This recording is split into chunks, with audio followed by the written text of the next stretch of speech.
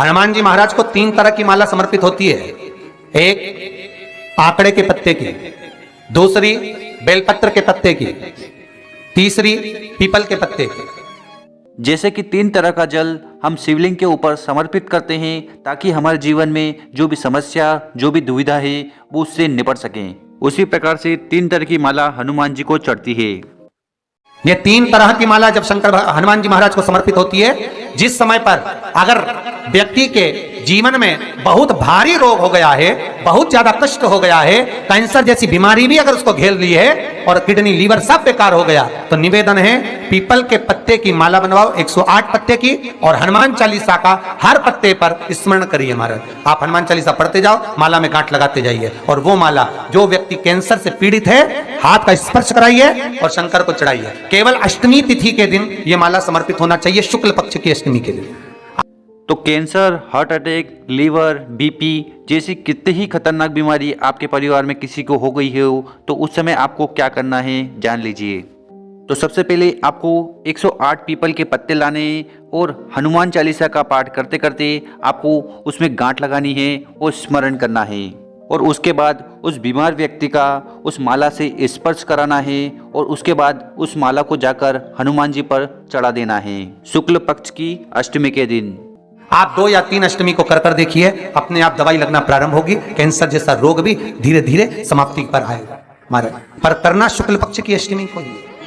तो ये उपाय करने से पहले आपको श्री हनुमान जी पर विश्वास होना चाहिए। उसके बाद आपको 108 पीपल के पत्ते लाने हैं और उसमें गांठ लगानी है हनुमान चालीसा का पाठ करते करते, और उसके बाद उस बीमार व्यक्ति का स्पर्श कराकर हनुमान जी पर चढ़ा देना है।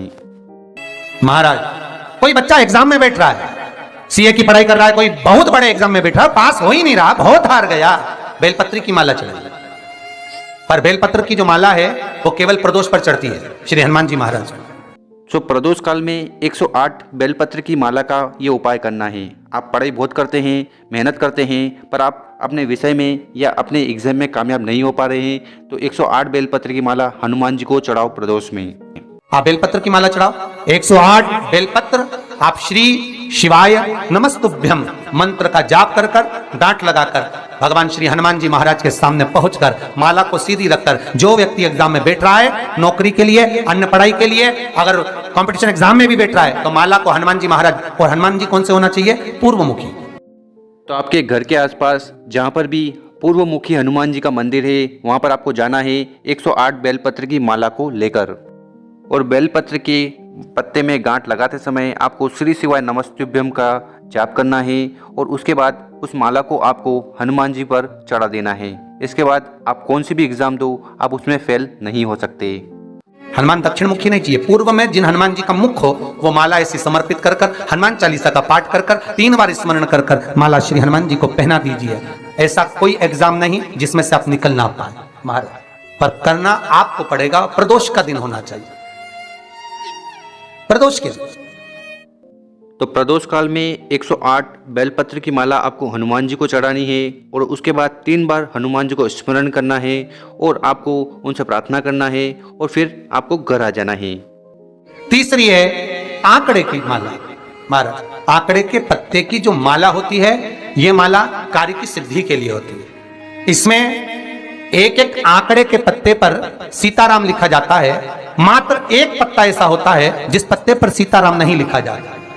और तीसरी माला है आंकड़े के पत्ते की। तो 107 आंकड़े के पत्ते पर आपको सीताराम लिखना है, बस एक आंकड़े के पत्ते पर आपको कुछ भी नहीं लिखना है, उसको छोड़ देना है। 108 पत्ते में से एक पत्ता, बस उस पत्ते को हथेली में रखकर उल्टा हाथ आपको रखना है और अपनी कामना कर कर उस पत्ते को बांध देना है। ये जरूरी नहीं है कि 25 के बाद बांधो, 50 के बाद बांधो या 100 के बाद बांधो, आपकी मर्जी पड़े। उस खाली पत्ते को कहीं पर भी बांध दीजिए और उस माला को अपनी कामना कर कर श्री हनुमान जी महाराज को समर्पित कर दीजिए महाराज। इसके लिए कोई तिथि, कोई दिन, कोई वार निश्चित नहीं है। तो गुरुजी ने बहुत ही शानदार उपाय बताया कि 108 आंकड़े के पत्ते हमें लाने हैं, उसमें से 107 पत्ते पर सीताराम लिखना है और एक पत्ते को आपको छोड़ देना है, और 107 पत्ते के अंदर आपको उस एक पत्ते को कहीं पे भी बांध देना है और फिर जाकर हनुमान जी पर चढ़ा देना है और अपनी मनोकामना बता देना है। बस ये माला जब हनुमान जी को चढ़ जाए तब एक घी का और एक तेल का दिया हनुमान जी के सम्मुख में लंबी बाती का लगा देना है महाराज, एक घी का एक तेल। तो माला को चढ़ाने के बाद एक महत्वपूर्ण काम और करना है। 2 दिए लेने हैं, एक घी का और एक तेल का, लंबी बाती का, और हनुमान जी के सामने चढ़ाकर मनोकामनाएं बता देना। और अपनी कामना कर कर आप आ जाइए। आपकी वो कामना 2.5 महीना या 3 महीना, इससे ज्यादा नहीं जाएगा, वो कामना बाबा पूरी करेगा, क्योंकि शिव और हनुमान ये सब एक ही स्वरूप है। अब आप कहेंगे महाराज जी ये कौन सी पुराण से लिया है, तो आप इसको लिंग पुराण के अंदर देख सकते हैं। आप गीता प्रेस गोरखपुर की लिंग पुराण लीजिए, उसके अंतर्गत आप इसका व्याख्यान वर्णन पढ़ सकते हैं। तो शास्त्रों और पुराणों में लिखा गया है कि हमारे जो देवता हैं शिव और हनुमान जी, उनका रूप एक ही है।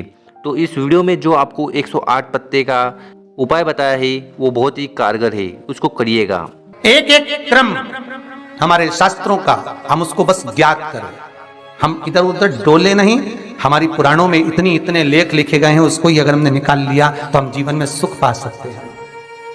तो गुरु जी का कहना है कि हमारे शास्त्रों में, वेदों में और ऐसे बहुत सारे लेख लिखे गए हैं जिसमें एक से बढ़कर एक उपाय बताए हैं। अगर ये उपाय हम हमारे दैनिक जीवन में करते हैं तो बहुत सारी बीमारियां, बहुत सारी सिचुएशन या परिस्थितियों से हम बाहर निकल कर आ सकते हैं। तो जीवन में कितनी भी बड़ी समस्या हो, हम उससे निकल कर आ सकते हैं, बस बताए हुए उपाय को करना है। तो इस वीडियो में हमने कोशिश तो करी है आपको बहुत अच्छे से समझाने की। अगर आपको ये वीडियो अच्छी लगी हो तो इसको लाइक करें, चैनल पर पहली बार आए हो तो इसको सब्सक्राइब कर लें, ताकि ऐसी महत्वपूर्ण जानकारी और महत्वपूर्ण वीडियो आपको सबसे पहले मिले। ओम नमः शिवाय।